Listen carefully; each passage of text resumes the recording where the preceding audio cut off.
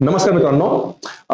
Railway रिक्रुटमेंटचं आता जेव्हापासून इयरलीची announcement झाली, इयरली शेड्यूलची किंवा इयरली आपण त्याला की पॅटर्नची, याच्या अगोदर काय व्हायचं की जसं रेल्वे रिक्रुटमेंटच्या ज्या एक्झाम्स असायच्या ह्या 3 वर्षांनी 4 वर्षांनी अशा बल्कमध्ये यायच्या. पण आता तसं येणार नाही. रेल्वेचं इयरली कॅलेंडर पब्लिश होणार आणि त्याच्यानुसार एक्झाम होत जाणार आहे. तुम्ही बघितलं असेल अगोदर या वर्षीमध्ये ELFच्या वॅकन्सी आल्या, नंतर टेक्निशियनच्या आल्या 5,000 9,000 अशा ह्या प्रोपोर्शन मध्ये, आणि RPFच्या ज्या एक्सपेक्टेड होत्या 2,500 पर्यंत त्या वाढून आता 4,660 आलेल्या आहेत.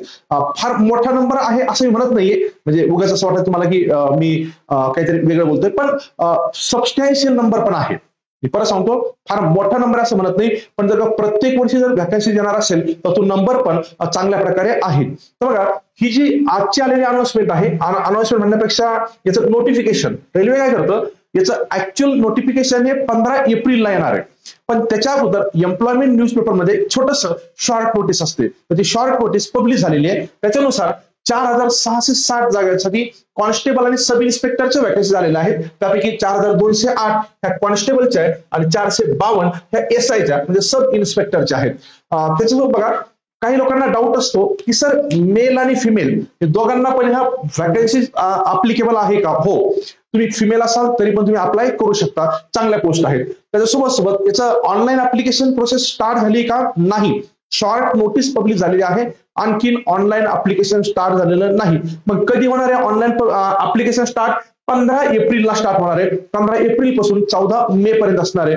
कुठं अप्लाय करायचं? तुम्हाला अप्लाय करण्यासाठी त्यांची जी ऑफिशियल वेबसाईट आहे, मी तुम्हाला दाखवतो. तुम्हाला RPF समोर दिलेली मी RPF.gov, एक मिनिट असे समोर बघा, इथं RPF.indianrailways.gov.in ही जी वेबसाईट आहे, ऑफिशियल वेबसाईट, या वेबसाईट वरती 15 एप्रिल पासून याचे अप्लिकेशन स्टार्ट होतील. याच्यामध्ये तुम्हाला एक सगळ्यात चांगली गुड न्यूज ही बघा, ह्या एक्झाम रिलेटेड, की 3 वर्षाचं एज रिलॅक्सेशन तुम्हाला सर्वांना मिळालेलं आहे. म्हणजे तुम्ही कॅटेगरीत असू द्या, तुम्ही जनरल मध्ये असू द्या, कुठल्या असू द्या, सगळ्यांना त्यांनी काय केलेलं आहे, कोविडमुळे 3 वर्ष तुमचं जे ऍक्च्युअल एज आहे त्यापेक्षा 3 वर्ष तुम्हाला वाढवून मिळालेले आहेत. ते त्यांनी क्लिअर मेन्शन केलेलं आहे शॉर्ट नोटीस मध्ये, आणि शॉर्ट नोटीस ही ऑथेंटिकच आहे.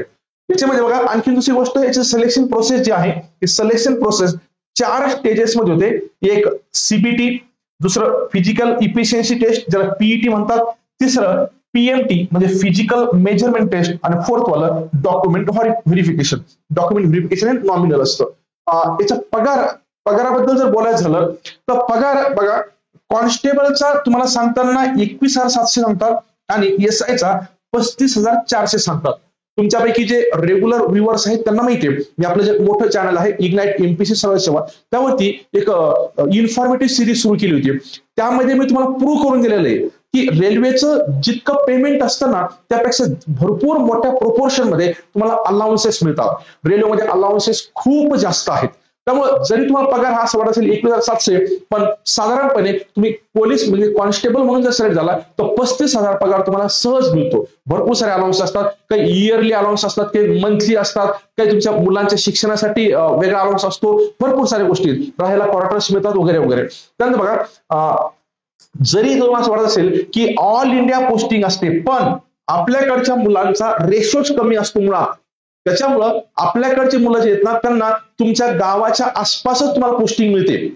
बघा, मी परत सांगतो, ऑल इंडिया पोस्टिंग आहे याचा प्रॉब्लेम फक्त UP, बिहार, हरियाणा, राजस्थान तिकडच्याच लोकांना जास्त होतो, आपल्या लोकांना होत नाही, कारण मुळातच आपलं प्रोपोर्शन सिलेक्शन जास्त असतं. त्यामुळे जॉब लोकेशन जरी ऑल इंडिया असेल तरी तुम्हाला ऑल इंडिया जाण्याची गरज पडत नाही. तुम्ही समजा फॉर एक्झाम्पल छत्रपती संभाजीनगरचे आहात, आपलं छत्रपती संभाजीनगर सिकंदराबाद झोन मध्ये येतं, तर तुम्हाला याच्या आसपासच पुढे नांदेडला, परभणीला, जालन्याला, छत्रपती संभाजीनगरला, आपलं ह्याच आसपास पुढे जर तुम्हाला जॉब मिळून जाईल, लोकेशन मिळून जाईल. त्यामुळे त्याचं टेन्शन घ्यायची गरज नाही. त्याचा बघा, वॅकन्सी सांगितल्याप्रमाणे 4,208 आणि 452, इथं आकडा चुकला वाटतं, 4,660 वॅकन्सी असतात त्या होतील. त्या तर 4,208 ह्या कॉन्स्टेबलच्या, 452 ह्या सब इन्स्पेक्टरच्या आहेत. त्यानंतर ऍप्लिकेशन फीस किती आहे, तर ओपन कॅटेगरीला आणि OBC कॅटेगरीला 500 रुपये आहे, आणि इतर कॅन्डिडेट्सला हे 250 रुपये आहे.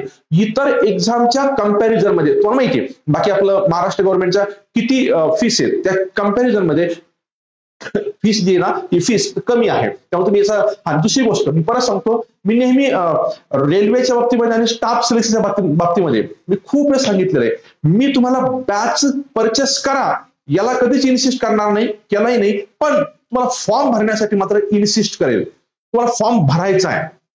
तुम्ही जो आता अभ्यास करता, मी समोर तुम्हाला दाखवतो सिलेबस काय. तुम्ही आता जर का पोलीस भरतीची तयारी करत असाल, पोलीस भरतीला तुम्ही जर का अभ्यास करणं सुरू केला असेल, तर तुमचा सिलेबस आणि इकडचा सिलेबस हा ऑलमोस्ट सारखाच आहे. त्यामध्ये फार जास्त बदल नाही, थोडेफार बदल आहेत. जसं की विज्ञान आहे, तर विज्ञान मध्ये तुम्हाला इकडे जास्त फोकस करतो, फिजिक्स, केमिस्ट्री, बायोलॉजीला. तुम्हाला आणखी दुसरी गोष्ट काय आहे की तुम्हाला गणित आणि बुद्धिमत्तेमध्ये थोडासा एक्स्ट्रा अभ्यास तुम्हाला करावा लागू शकतो. बट तुम्हाला इतर विषय पण नाही ना. मग बाकी समजा तुम्ही इतर एक्झामची तयारी करत असाल, तर काही एक्झाम तुम्हाला इंग्लिश करावं लागतं, पोलीस भरती इंग्लिश नसतं, पण काही तुम्हाला इंग्लिश करावं लागतं, मराठी करावं लागतं. त्या गोष्टी इकडे तुम्हाला कमी होतील. तर इकडे 3च विषय, गणित, बुद्धिमत्ता आणि जनरल अवेअरनेस म्हणजे जीके वाला पार्ट, 3च विषय करायचे तुम्हाला. आणि त्या 3 विषयावरती तुमचं सिलेक्शन असणार आहे.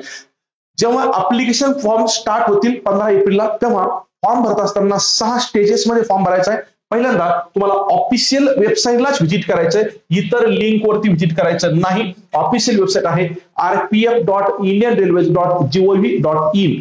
त्याच्यानंतर तुम्हाला रजिस्ट्रेशन करायचंय. रजिस्ट्रेशन मध्ये तुम्हाला बेसिक डिटेल्स तुमचे फिल करायचे, ज्यामध्ये तुमचं नाव असेल, तुमची इन्फॉर्मेशन असेल, contact information, number, email address असेल. आणि हे केल्यानंतर तुम्हाला एक रजिस्ट्रेशन आयडी आणि पासवर्ड मिळेल.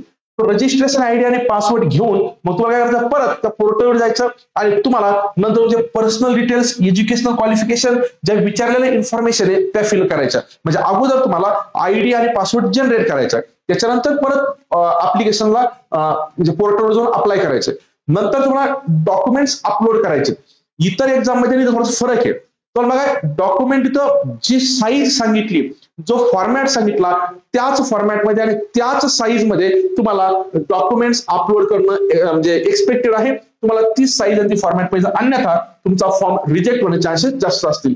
नंतर ऍप्लिकेशन फीस पे करायची, त्यानंतर सबमिट केलं की तुमचा फॉर्म ऍक्सेप्ट केला जाईल. त्याच्यानंतर बघा, याला एज्युकेशनल क्वालिफिकेशन काय आहे. सब इन्स्पेक्टर साठी ग्रॅज्युएशन आहे आणि त्याच्यासोबत सोबत कॉन्स्टेबल साठी जे फक्त 10वी बेसवरती आहे. तुम्हाला कोणत्याही फील्ड मधली, कोणत्याही स्ट्रीम मधली जर तुमच्याकडे डिग्री असेल तर तुम्हाला अप्लाय करू शकता, आणि 10वी पास असाल तर तुम्ही कॉन्स्टेबलला अप्लाय करू शकता. एज किती आहे, कॉन्स्टेबल साठी मिनिमम एज आहे 18 आणि मॅक्झिमम आहे 28. सब इन्स्पेक्टर साठी मिनिमम आहे 20 आणि मॅक्झिमम आहे 28. दोन्हीसाठी पण मॅक्झिमम 28 आहे. तुम्ही कोणत्या कॅटेगरीला बिलॉंग करता त्याच्या अकॉर्डिंगली तुम्हाला ते एज रिलॅक्सेशन आहे. तुम्ही, मी थोडं बाजूला सांगतो, याचा स्क्रीनशॉट घेऊन बघा. समजा फॉर एक्झाम्पल तुम्ही ओबीसी कॅटेगरीत 3 वर्षाचं एज रिलॅक्सेशन मिळेल, एससी एसटी आहे 5 वर्षाचं असेल. तुमच्या आपापल्या पद्धतीनुसार बघून घ्यायचा स्क्रीनशॉट तुम्ही घेऊ शकता. नंतर बघा, याची सिलेक्शन प्रोसेस जी ना, ही साधारणपणे 3 प्रोसेसमध्ये असते. पहिलं तुमचं सीबीटी म्हणजे कम्प्युटर बेस्ड एक्झाम, ज्याला आपण ऑनलाईन एक्झाम म्हणतो. ऑनलाईन एक्झामला तुम्हाला 3 विषय असतील, जनरल अवेअरनेस, अरिथमॅटिक म्हणजे गणित अँड रिजनिंग म्हणजे गणित, बुद्धिमत्ता आणि सामान्य ज्ञान, हे 3 घटक तुमच्या अभ्यासाला असतील. त्यानंतर फिजिकल इफिशियन्सी टेस्ट ही सेकंड स्टेज आहे. त्याच्यामध्ये तुम्हाला रनिंग करावं लागेल, लॉंग जम्प आणि हाय जम्प. किती रनिंग, किती लॉंग जम्प, किती हाय जम्प पुढे सांगतो फरकात.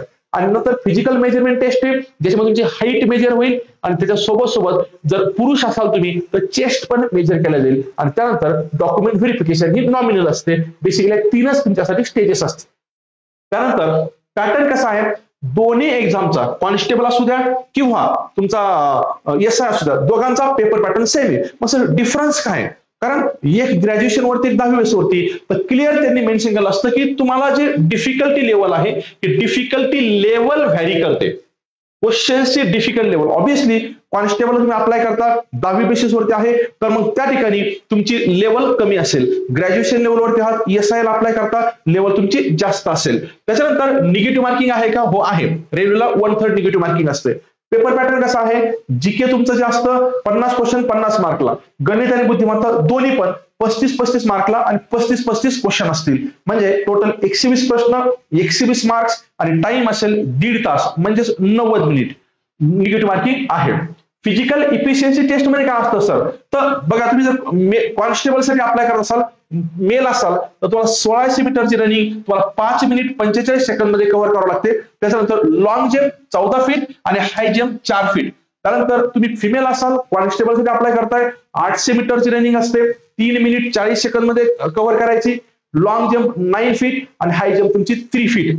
SI साठी अप्लाय करताय, तुमची फिमेल असाल तुम्ही तर तुम्हाला 800 मीटर्स 4 मिनिट मध्ये, long jump 9 feet, high jump 3 feet. SI साठी अप्लाय करता, मेल आहात 1600 मीटर्स, तुमची किती 6 मिनिट 30 सेकंड, नंतर लॉंग जम्प 12 फीट आणि हाय जम्प 3 फीट 9 इंच. याचाही तुम्ही एकदा स्क्रीनशॉट घेऊन टाका.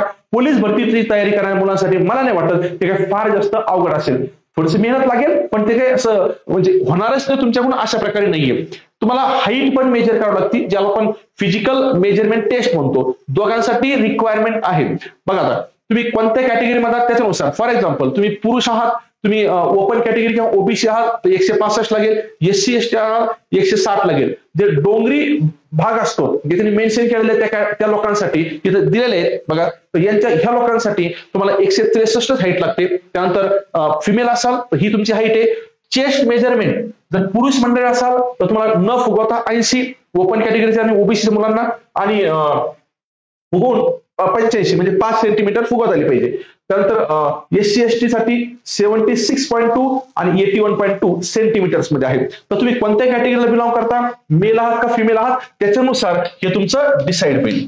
बघा त्याच्यानंतर सिलेबस काय. सिलेबस बघा, मी मेन पॉईंट हा आहे, जर तुम्ही महाराष्ट्राची पोलीस भरतीची तयारी करत असाल तर मराठीमध्ये जो सिलेबस आहे तुम्हाला इथं पण पेपर मराठीमध्ये देता येतो, मराठीत देता येतो, हिंदीत देता येतो, इंग्लिशमध्ये देता येतो. तुम्ही जर पोलीस भरतीची तयारी करत असाल तुम्हाला वेगळं काही करायची गरज नाही. काही टॉपिक्स फक्त ऍडिशनल करणं गरजेचे आहे, पण तुम्ही करू शकता. मी परत सांगतो, फॉर्म भरायचा आहे तुम्हाला एक्झामला अपियर व्हायचंय आणि वेल प्रिपेअर्ड व्हा.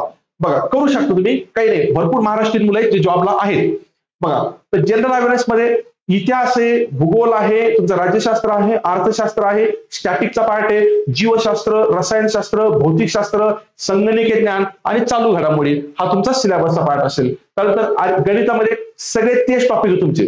बघा नफा तोटा, तुमचा काळकाम, तुमचा व्याजावरचे प्रश्न, सरासरीवरचे प्रश्न, प्रोपोर्शनवरचे प्रश्न, पर्सेंटेज, नंबर सिस्टीम त्याच्यावरचे प्रश्न आहेत. तर तुमचे टॉपिक फार वेगळे काही नाहीये. रिझनिंग वाले पण टॉपिक बघा तुम्ही सगळे सेम आहे. वाटल्यास तुम्ही स्क्रीनशॉट घेऊ शकता. वेगळं काही करायचं नाही, तुम्हाला वेगळं काहीच करायचं नाही. फक्त तुम्हाला करायचं काय तर सगळ्यात महत्वाचं आहे की थोडासा टॉपिक सायन्स वाला जो तुम्हाला गरजेचा आहे. आणि जीके करत असताना भारताच्या ज्या घटना आहेत, भारताशी रिलेटेड ज्या गोष्टी आहेत त्याच्यावर थोडं जास्त फोकस करायचं. हिस्ट्री असेल तर भारतावरती प्रश्न असतील, फक्त स्पेसिफिक महाराष्ट्रावरती नसतील. तर थोडासा तेवढा तुम्ही जर का अप्रोच व्यवस्थित केला तर तुम्ही करू शकता. आपण या चॅनलवरती आपण रेल्वे रिलेटेड इन्फॉर्मेटिव्ह सिरीज म्हणण्यापेक्षा डायरेक्ट आपण लेक्चर्स पण असतील, इन्फॉर्मेटिव्ह असेलच पण त्यासोबत लेक्चर पण असतील. तर या चॅनलवरती स्पेसिफिक आपण रेल्वेच्या सगळ्या ऍक्टिव्हिटी कंटिन्यू करणार आहोत. तुमच्या जर कोणी नवीन असेल तर हे चॅनलला तुम्ही सबस्क्राईब करून ठेवा. Thank you very much.